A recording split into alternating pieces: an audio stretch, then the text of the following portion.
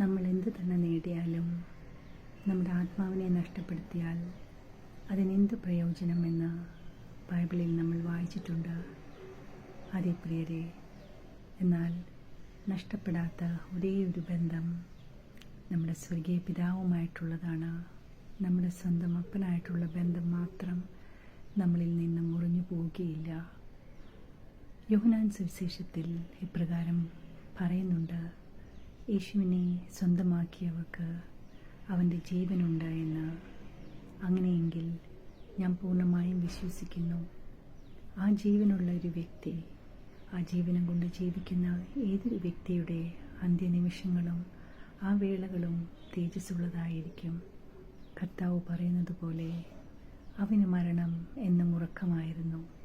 അങ്ങനെയെങ്കിൽ നമ്മൾ കണ്ണടച്ച് തുറക്കുമ്പോൾ കർത്താവിൻ്റെ സന്നിധിയിലായിരിക്കും.